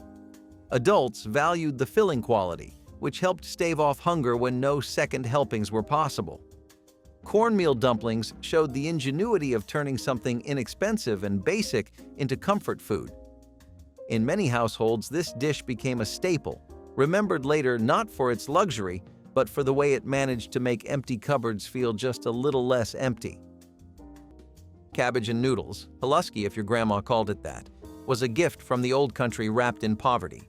You boiled egg noodles until they were soft, but not mush. You fried cabbage and onions in butter or oil until they collapsed into golden ribbons. Then you tossed it all together and prayed the flavor was enough. It was peasant food, proudly so. Born from resourcefulness, not recipes. Even when money vanished, this meal stayed dependable, like a friend who never left. It was not pretty, and it did not try to be. Just beige on beige with a hint of steam. But it filled the house with the kind of smell that made you feel like someone was taking care of you. Even if that someone was just you, doing your best. The dish had roots in Eastern Europe, but in American kitchens it became something else. An immigrant memory passed down through empty cupboards and tight budgets. You could eat a giant plate for under $1 and still feel like you ate something real. Because you did. Mock banana pudding was the sort of dish that showed just how inventive Depression-era cooks could be when real ingredients were simply out of reach. Bananas, once imported luxuries, quickly became too expensive for families to buy. To make up for it, people leaned on banana extract, which could be purchased cheaply and used sparingly to add flavor, layered with homemade custard, when eggs and milk could be spared, and stacked between vanilla wafers or leftover bits of stale cake. The pudding felt surprisingly close to the original. Families would chill it in an icebox if they had one, though often it was served warm right from the stove. For children, it was a rare treat that offered the illusion of a fruit dessert, even if no fresh fruit was present. In many homes, mock banana pudding became a stand-in for celebration desserts, stretching scarce supplies into something families could still enjoy together, and for many, it carried the sweetness of hope itself. Instant coffee meat rub was one of those oddball ideas that somehow worked. You'd mix instant coffee crystals with sugar, salt, and a pinch of flour, rub it on cheap cuts of meat, and throw it in the oven or pan. The coffee acted like a smoky glaze, turning the outside dark and caramelized while hiding the fact that the meat was tough as rubber. It was a poor man's barbecue, full of flavor and pride. Families used it for pork, chicken, or whatever protein happened to be on sale. The smell filled the house like something from a steakhouse, and everyone gathered around pretending it was a special occasion. Even if the meat was chewy, no one complained. The magic of that bittersweet crust fooled everyone into believing it was better than it was. It was one of those small miracles from a time when making dinner meant making do. Pancakes for dinner was the rebellion no one talked about, but everyone loved. You mixed flour, milk, and eggs in a bowl, poured it onto a hot griddle, and watched the bubbles rise like tiny promises. Stack after stack, golden and imperfect, sometimes burnt at the edges. It felt like cheating, but no one called it out. In a house full of stress and unpaid bills, it was the rare moment that felt light. Pancakes reminded us we could bend the rules without breaking ourselves. You poured syrup until it pooled at the base, or you used jam, honey, or even just sugar and butter. Whatever you had, dinner did not have to be savory. It did not have to follow the rules. Pancakes were a reminder that even when money was tight, you could still enjoy something. You could still treat yourself. Kids loved it. Adults sighed with relief. No meat, no sides, just breakfast masquerading as dinner. And maybe that is what made it so special. It felt like breaking the rules in the best possible way. Eggplant Parmesan casserole gave budget-minded families a taste of Italian-inspired comfort without the cost of imported ingredients. Slices of eggplant were lightly breaded, quickly browned in a skillet, and layered with canned tomato sauce, dried oregano, and a modest sprinkle of grated cheese. Baked until the sauce bubbled and the cheese melted, the dish emerged fragrant and hearty, ready to feed a hungry household. Because eggplant was plentiful in late summer and canned tomatoes were available year-round, the recipe fit perfectly into a thrifty meal plan. Many 1960s home cooks discovered it through community cookbooks that encouraged vegetable-centered dinners when meat prices rose. Served with a side of spaghetti or crusty bread, it felt festive enough for company while staying within a modest budget. The mild flavor of the eggplant absorbed the savory sauce beautifully, making each bite satisfying without the need for heavy amounts of cheese or meat. Eggplant Parmesan casserole quickly became a reliable favorite for families eager to stretch their food dollars while still offering something warm and flavorful. Mock fish cakes were a thrifty invention for families who longed for seafood but could not afford it during the Depression.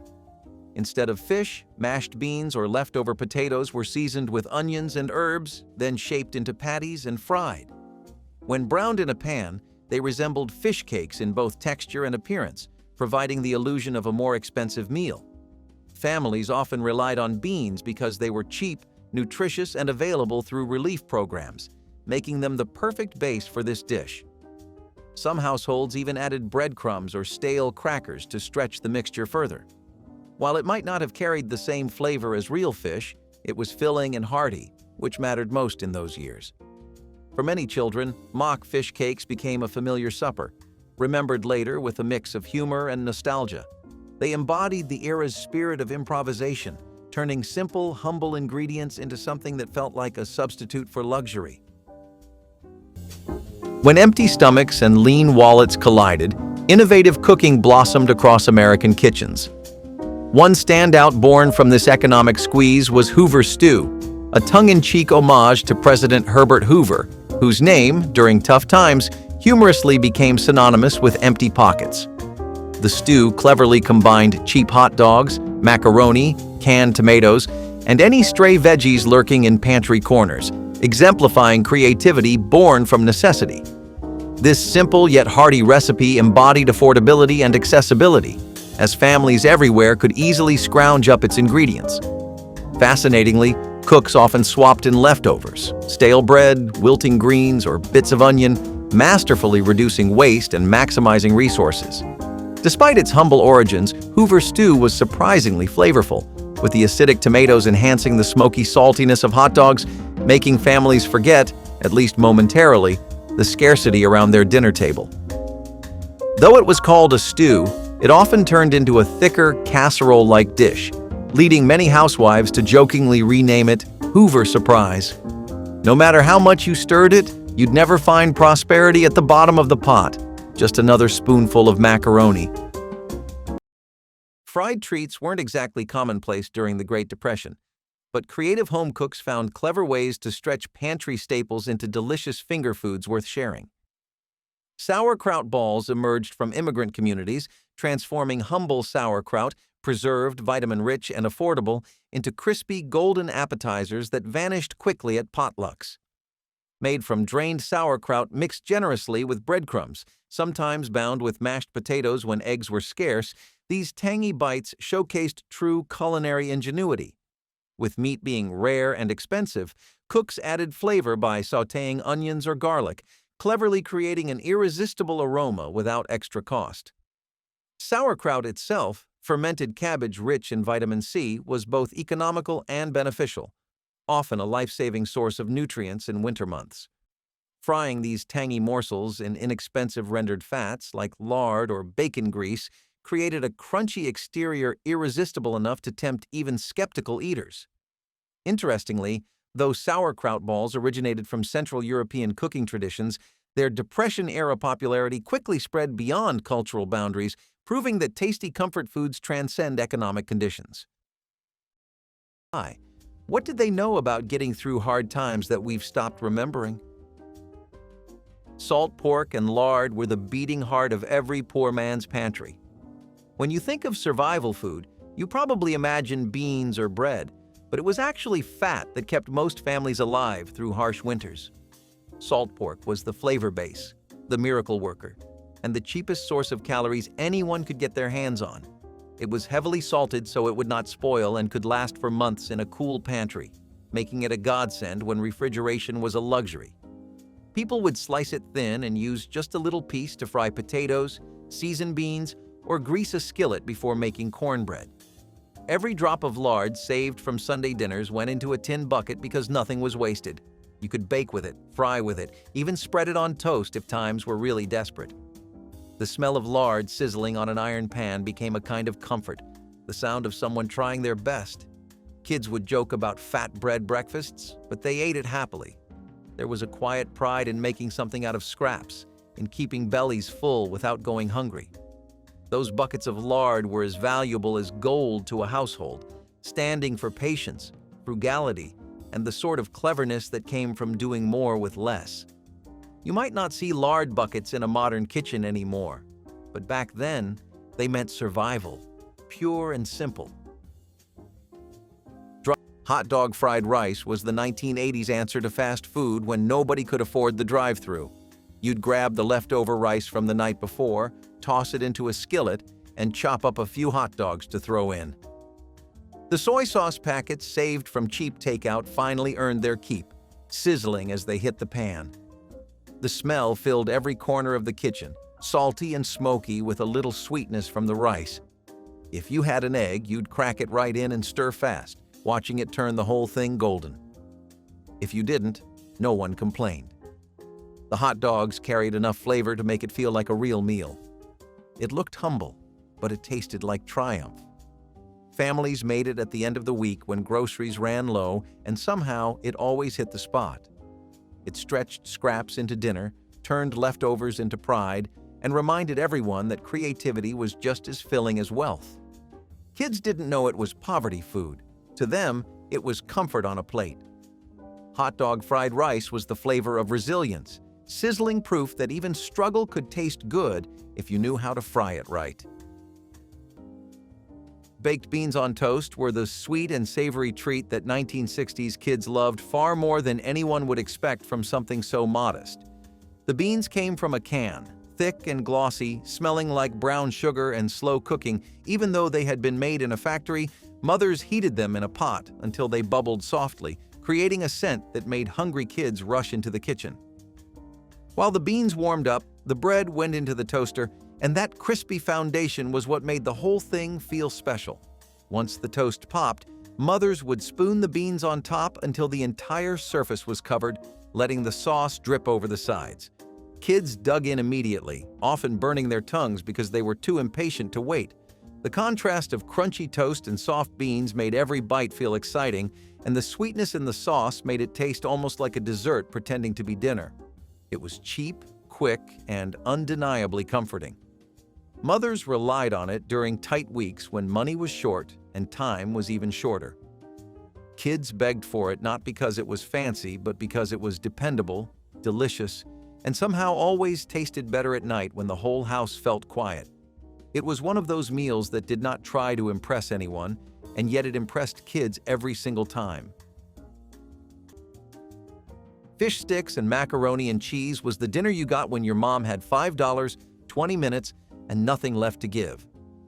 The fish sticks came from the freezer aisle, packed in a cardboard box with a picture that made them look golden and crispy, but never did justice to the soggy reality. You lined them on a baking sheet and hoped they would brown, even though the oven was spotty and the heat uneven. Then came the macaroni, bright orange and neon from a powdered cheese packet, boiled until it was soft enough to forget where it came from. You stirred the cheese in with butter, or maybe just milk if the butter was gone. And there it was, a plate that was hot, fast, and filling. You did not question if the fish was really fish. You dipped it in ketchup or tartar sauce and made peace with the crunch or the lack of it. The macaroni clung to your fork like it knew its job was to comfort.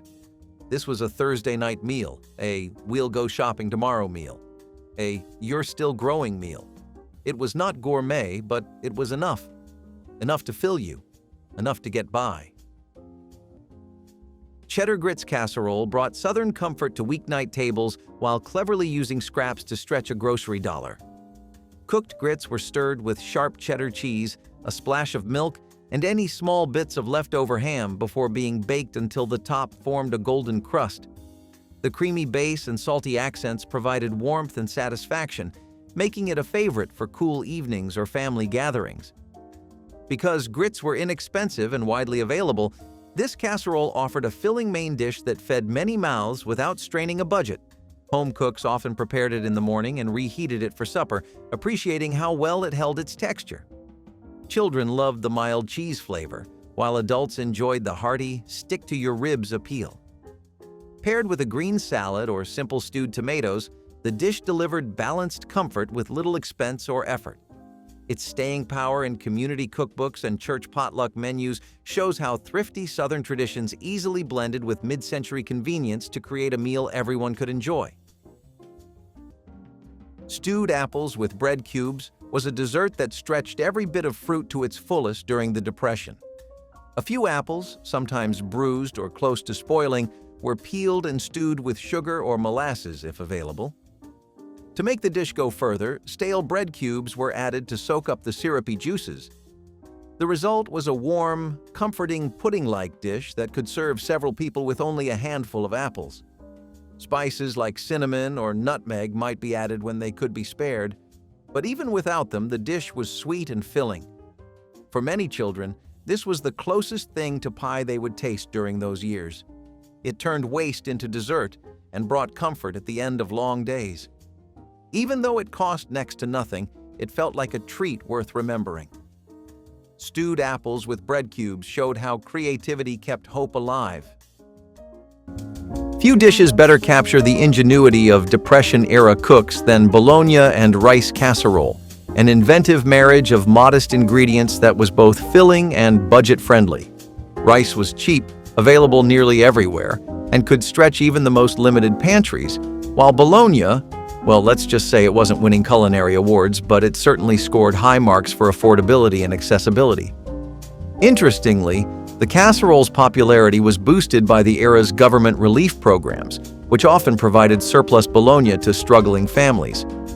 Ever-resourceful home cooks quickly realized the processed meat's potential, combining thin slices or chopped bits with rice, canned tomatoes, and occasionally leftover vegetables lurking in their ice boxes, expertly reducing waste and maximizing resources. Food historians point out that clever homemakers might dress up this casserole by layering in spices or sneaking in leftover cheese, a creative touch born purely from necessity. A running joke at dinner tables was that bologna and rice casserole was the great equalizer. Since wealthy or poor, no one was immune from the economic pinch, and apparently, bologna didn't discriminate either. During the Great Depression, vegetables like carrots and potatoes were kitchen VIPs, not because of glamour, but sheer affordability and availability. The humble yet flavorful carrot and potato bake, a casserole of thinly sliced potatoes combined with brightly grated carrots, became a potluck favorite precisely because it cleverly stretched ingredients without sacrificing nutrition or taste. To keep budgets intact, thrifty cooks relied on simple additions like flour, thickened milk, or leftover broth instead of costly cream, and seasoned it sparingly with homegrown herbs or scraps of onion, turning basic veggies into something delightfully savory. Interestingly, carrots, high in vitamin A, gained popularity during tough economic times, not only because they were cheap, but they also boosted nutrition at a time when balanced diets seemed harder than balancing checkbooks. Potato slices baked tenderly alongside carrots delivered comforting carbs and vital nutrients, creating an unexpectedly hearty dish without meat or expensive dairy. Families attending potluck gatherings eagerly welcomed casseroles like this, a nutritious yet inexpensive way to ensure everyone left the dinner full, even if wallets stayed empty. Canned tomatoes were the red gold of the poor man's pantry. They were cheap to make, easy to store, and could rescue just about any meal. During summer, when gardens overflowed, families canned tomatoes in big batches, lining shelves with jars that glowed like sunset. By winter, those jars became survival itself. Soups, stews, gravies, even casseroles, all started with a jar of tomatoes. Their tangy sweetness made even the plainest food feel alive. A spoonful of tomato could stretch a small bit of meat across a whole family's dinner. It added color, warmth, and flavor to gray days and gray plates. More than anything, canned tomatoes symbolized preparation, doing the hard work now so you could eat later. Every pop of a jar lid was a victory, proof that someone had planned ahead. Oats and rolled grains were the quiet champions of frugality. A tin of oats might not look like much, but it could feed a family for days. Porridge for breakfast, oat bread for supper, or even oats used to thicken a stew, it all came from the same humble tin. They were filling, affordable, and versatile, which made them a staple in every working class. Cornmeal drop dumplings in broth were a warm meal born from desperation and a little genius. When meat was scarce and soup looked too thin, a quick cornmeal batter could save dinner. You'd mix cornmeal with water or milk, pinch off little balls, and drop them into bubbling broth to puff and soak up the flavor. They came out soft, dense, and delicious, tiny golden pillows floating in the pot. The smell of simmering broth filled the house, carrying a quiet promise that everyone would eat tonight. It was the kind of recipe that stretched the smallest pot of soup into something that could feed a family. Some added onions or pepper, others just relied on the broth to do the heavy lifting. Either way, it worked. Cornmeal drop dumplings didn't just fill bellies, they lifted spirits. They were proof that a handful of meal and water could turn hunger into gratitude. Egg salad sandwiches were the creamy, slightly tangy meal that kids pretended to be tired of at school but begged for the moment they got home. Mothers made them because eggs were cheap, filling, and easy to turn into something substantial without spending much. The eggs were boiled, chopped, and mixed with mayonnaise, mustard, and simple seasonings, with each family adding their own little twist. Spread thickly on soft white bread, the filling squished gently when kids pressed down for that first bite.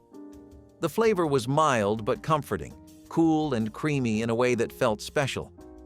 Mothers loved that it packed well and kept kids full, and kids loved that it felt like a treat disguised as something ordinary. It was fast, cheap, and endlessly satisfying. The quiet hero of 1960s kitchens and a craving that never quite left adulthood behind. Egg salad sandwiches were the soft answer to a hard life. You started with boiled eggs, cheap, filling, easy to store. You mashed them with a fork, added whatever mayonnaise you had, maybe a pinch of salt, a dash of pepper, sometimes even mustard if you were fancy. Then came the white bread, thin and fragile, sticking to the egg like it was doing you a favor. It was cold, quiet food. Not flashy, not warm, not especially comforting. But it filled the space between hunger and dinner. You ate it standing up over the sink or wrapped in wax paper at school. There was no crust if someone loved you. There was extra egg if someone loved you more. It was the lunch of the working poor, the dinner of those too tired to cook, and somehow it still managed to taste like home. The eggs were never just eggs. They were patience. They were leftovers. They were something made out of almost nothing. And when the fridge was empty except for a carton and a jar of mayonnaise, you knew what you were having. You did not choose it. You inherited it. Green bean croquettes brought new life to leftover vegetables, turning them into crispy patties that satisfied even the pickiest eaters. Cooked green beans were mashed with breadcrumbs, a beaten egg, and a sprinkle of herbs, then shaped into small rounds and pan-fried until golden on the outside and soft within. This dish allowed thrifty homemakers to stretch a handful of beans into a full meal, pairing perfectly with a dollop of ketchup or a simple white sauce. Children loved the crunch, and parents appreciated the low cost and quick preparation time. Green bean croquettes also demonstrated the growing influence of European cooking techniques in American kitchens, where frying and breadcrumb coatings were becoming increasingly popular. Served alongside a salad or a scoop of mashed potatoes, they brought variety and texture to the dinner table without adding strain to the grocery budget. Their lasting charm lies in the way they prove that even the simplest leftovers can be turned into something special when treated with care and creativity. Rutabaga hash was a clever dish that made the most of rutabagas, which were cheaper and more plentiful than potatoes during the Depression. Families would chop the firm root into small cubes, frying it with onions and whatever fat they could find. The rutabaga softened and browned, giving a texture and taste that mimicked potatoes closely enough to satisfy hungry families. Sometimes scraps of bacon or ham were added for flavor, but more often it was just the vegetables alone. The hash was hearty, filling, and adaptable, often appearing at both breakfast and dinner tables. Since rutabagas grew well in harsh conditions, they were dependable crops when potatoes ran short. Many children grew up not realizing their parents had been serving them substitutes, because the crispy fried cubes tasted so much like the real thing. Rutabaga hash showed how families made necessity feel normal, turning cheap vegetables into meals that could carry them through some of the hardest years in memory. Few Depression-era meals evoke nostalgia quite like the hearty duo known as beans and cornbread. In homes where budgets were stretched thin, pairing protein-packed beans with simple, inexpensive cornbread wasn't just tasty, it was brilliantly practical. Dried beans, easy to store and remarkably affordable, found their match in cornbread, made with cheap cornmeal readily available in nearly every pantry. Here's where creativity born from necessity truly shined. Cooks would simmer beans slowly, sometimes flavoring them cleverly with bacon scraps or garden-grown herbs, turning limited supplies into deeply satisfying comfort food. Interestingly, cornbread had a dual role. Not only did it stretch a meal to feed extra mouths, but leftover cornbread was frequently repurposed, crumbled into soups, stews, or transformed into next-day stuffing. Talk about reducing waste and maximizing resources. Food historians have noted this humble pairing provided crucial nutrients too, ensuring struggling families stayed nourished despite financial hardships. Beans and cornbread even inspired a beloved jazz classic in the 1940s, capturing American hearts and stomachs in song, a sure sign of its enduring significance. In an era when stretching one potato into dinner for 6 felt like culinary magic, resourceful cooks turned to simple yet satisfying dishes like savory potato pancakes. Rooted deeply in European cooking traditions, These crispy, golden brown pancakes became Depression-era favorites across America due to their affordable ingredients and filling nature. Made from grated potatoes mixed with bits of onion and garden-fresh herbs, typically parsley or chives, these pancakes packed serious flavor into every bite without taxing tight grocery budgets. Clever substitutions often came into play, as flour or leftover breadcrumbs replaced costly eggs, binding the pancakes neatly and ensuring crisp edges in the pan. Potatoes, rich in potassium and fiber, provided critical nutrition during difficult times, keeping families full and nourished when more elaborate dishes were unaffordable. While today potato pancakes might seem like quaint festival food, back then they appeared proudly at potlucks and community gatherings, signaling frugal ingenuity rather than poverty. Cooking fats varied widely. Bacon drippings, lard, or even leftover meat grease were all fair game. After all, wasting cooking fat during the Depression was practically considered a federal offense. Fried pinto beans were the real muscle behind every hard-time meal. They were humble, sure, but they were also one of the most important foods ever stocked in American pantries.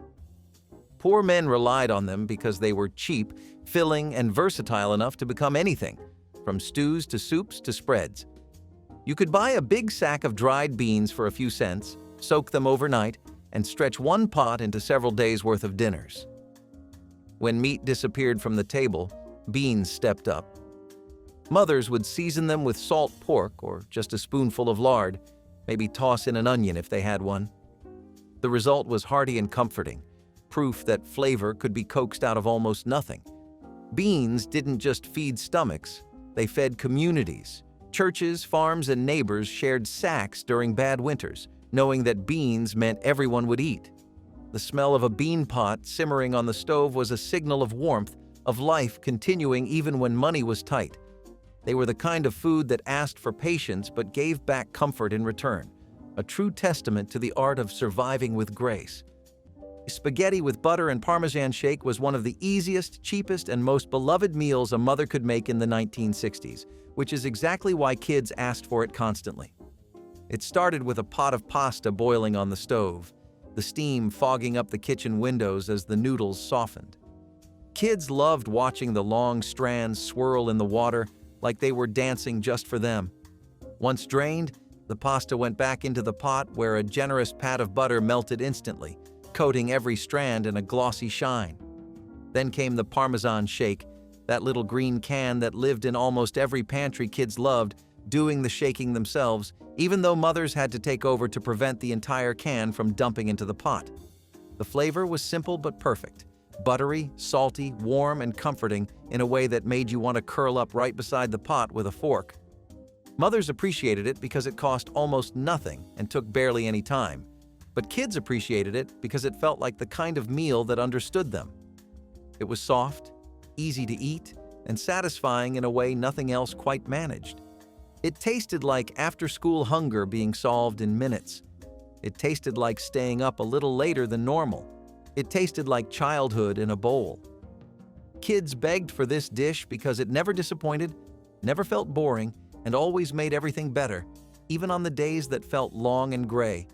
Spaghetti with butter and Parmesan shake was proof that comfort did not require complicated recipes. It only required heart. Goulash was not Hungarian, not the kind we grew up with. This was American goulash. Elbow macaroni, ground beef, and a tomato sauce that always tasted a little like metal. It was a one-pot meal, no rules, just a way to take cheap ingredients and turn them into something that could feed a small army. Some families used onions, others added garlic if they had it. But at its core, it was just meat, pasta, and sauce. And it was enough. You could scoop it out in huge portions and still have leftovers. It reheated well. It was easy to make. And most importantly, it was cheap. Goulash was the dinner you made when you could not afford variety. It was everything in one dish, and it worked. You knew it was going to be a goulash night when the cupboards were getting low and the mood in the house was just a little more tired, but somehow that big pot of steaming pasta made things feel okay. For one night, at least. Apple sausage bread. pudding married sweet and savory flavors in a way that perfectly captured the experimental spirit of the 1960s kitchen. Day-old bread cubes soaked up a custard of milk and eggs before being mixed with diced apples and small bits of sausage for richness. The dish baked until the top turned golden and the apples released their gentle perfume, filling the home with an inviting scent. By using stale bread and modest amounts of meat, thrifty cooks created a dinner that felt both indulgent and practical. The sweetness of the fruit balanced the smoky sausage, while the custard kept every bite moist. Families often served it with a simple green salad for contrast or a drizzle of maple syrup when they wanted extra sweetness. This recipe highlighted the era's willingness to blend unexpected flavors while keeping costs low. Leftovers reheated beautifully for breakfast the next day, making it a true two-meal wonder that reflected the frugal yet inventive cooking style of mid-century American households. Carrot marmalade was a sweet spread that helped families feel like they had something luxurious for breakfast, even in the toughest years of the Depression. Sugar was precious, but when it could be managed, grated carrots simmered down with citrus peel made a bright orange jam that tasted far richer than its ingredients suggested. Citrus itself was not always available, so many recipes leaned heavily on the carrots, using peel or extract when possible. The finished marmalade was thick, fragrant, and easily spread across homemade bread or crackers, turning simple staples into something that felt festive. Children loved its sweetness, and parents appreciated how it stretched a handful of carrots into enough jam to last for several mornings. Many community cookbooks published carrot marmalade recipes, encouraging families to rely on what they could grow in gardens. It was a dish that turned scarcity into creativity, and for many households it became a small comfort that brightened otherwise plain and repetitive meals. When traditional baking ingredients became luxuries few could afford during the Depression, resourceful cooks found innovative ways to deliver satisfying bread to their tables using little more than cornmeal, boiling water, and a pinch of salt. This ingenuity gave rise to a crispy, golden brown treat known affectionately as hot water cornbread or hot water cornbread, depending on where you grew up. This simple recipe, hot water mixed directly into cornmeal and fried crisp, demonstrates affordability and accessibility at their finest. Historically, the origins trace back to Native Americans, who, centuries before the Depression, combined cornmeal with boiling water to create nourishing cakes. But the 1930s breathed new life into the dish, as cooks embraced it for requiring fewer ingredients than traditional cornbread, creatively born from necessity. Depression-era families appreciated that these humble cakes required no milk, eggs, or expensive shortening. Housewives humorously noted the dish required nothing fancy, just boiling water, cornmeal, and sheer desperation, highlighting its role in reducing waste and maximizing resources. Canned tomato sandwiches were the taste of summer when nothing else was left in the fridge. You'd pop open a can of whole or sliced tomatoes, drain them just enough to stop the bread from falling apart, then slather both slices with mayonnaise. A sprinkle of salt and pepper went on top, maybe a little sugar if you came from the South, and that was lunch done. It was cold, slippery, messy, and perfect all at once. The juice soaked into the bread, softening it until every bite felt like a mix of tang and cream. It wasn't a fancy sandwich, but it was the one that kept bellies full on long, hot afternoons when money ran out before the month did. Some people added lettuce if they had it. Most didn't bother.